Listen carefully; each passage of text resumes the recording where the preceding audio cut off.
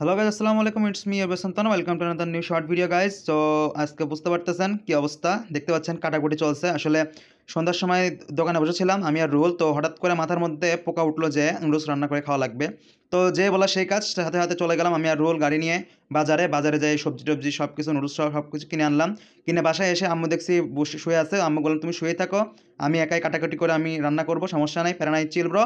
তো শুরু করে দিলাম ব্রোকলি কাটা, ঠিক আছে। তো ওদিকে দেখতে পাচ্ছেন যে সবজি কাটা ওই সাইডে রয়েছে, এখানে রয়েছে গাজর রয়েছে, ব্রোকলি কাটতেছি ওখানে। ওই সাইডে রোল মটরশুঁটি নিয়েছিল বাজার থেকে, বলে যে ভাই দিলে সেই টেস্ট লাগবে, আমরা জানি যে আসলে টেস্ট লাগবে।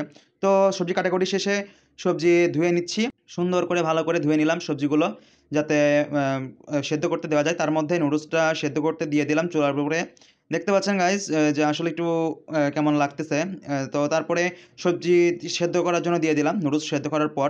তো তারপরে সবজি চুলার মধ্যে দিয়ে একটু নাড়াটাড়া দিয়ে ওর মধ্যে একটু হালকা একটু লবণ দিয়ে দিয়েছিলাম পানির ভেতরে, যাতে একটু সবজিটা ভালো করে সেদ্ধ হয়। তো যাই হোক, প্রাণাই চিল ব্রো, রান্না করতে হবে, ঠিক আছে। আমরা রেস্টুরেন্ট দিব, আপনারা গাইজ কমেন্ট করে জানাবেন আমরা কি রেস্টুরেন্ট দেবো কিনা। তো তারপরে সবজি সেদ্ধ করার পর পেঁয়াজ মরিচ দিয়ে তারপরে সবজি ভাজাটা শুরু করে দিলাম। দেখতে পাচ্ছেন যে ভাজা শুরু করলাম। সবজি ভাজার সময়ই সবজির ভেতরে আমরা ম্যাজিক মশলা ইউজ করলাম এবং সয়া সস ইউজ করলাম। তারপরে সয়া সস দেওয়ার পরে আমরা ডিমটা দিয়ে দিলাম, ডিমটা আগে ফেটানো ছিল আর কি। তো তারপরে ডিম দিয়ে নাড়াচাড়া করতেছি, নাড়াচাড়া করে সবজিটা ভালো করে একটু ভেজে নিচ্ছি যাতে কাঁচা কাঁচা না থাকে। তো তারপরেই দিয়ে দিলাম যে আমাদের কাঙ্ক্ষিত যে জিনিসটা নুডলস। তো নুডলস সেদ্ধ করা ছিল, রেখে দিয়েছিলাম ভালো করে ধুয়ে।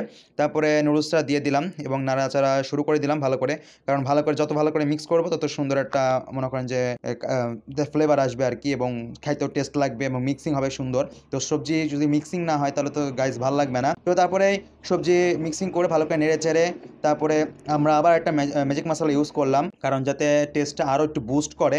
আসলে এখানে সয়া সস ইউজ করেছি, এমনিতেই এটা সয়া সস একটা ফ্লেভার রেস্টুরেন্ট ফিল দেবে। তো গাইজ লাস্ট পর্যন্ত আমাদের রান্না শেষ কমপ্লিট। দেন আমি সার্ভ করলাম সবাইরে এবং আমি একটু টেস্ট করে দেখতেছিলাম কেমন। সো বিসমিল্লা বলে শুরু করলাম, যে দেখা যাক কেমন লাগে। গরম গরম বাইট গাইজ। ও ওয়াও গাইজ, ও হোয়াটে গাইজ, আমি সত্যি কথা এডিট করতে লাগে আমার মুখ দিয়ে পানি চলে আসছে গাইজ, এত সুন্দর একটা ফ্লেভার এসেছিলো বলার মতো না। তো আপনারা খাবেন কি না আমাকে কমেন্ট করে জানাবেন গাইজ। সো আজকের ভিডিও এই পর্যন্তই গাইজ, কারণ বেশি লেন্দি করবো না, কারণ খাইতে হবে। লাইক কমেন্ট ফলো শেয়ার করে থাকবেন। আল্লাহ হাফেজ, আসসালামু আলাইকুম।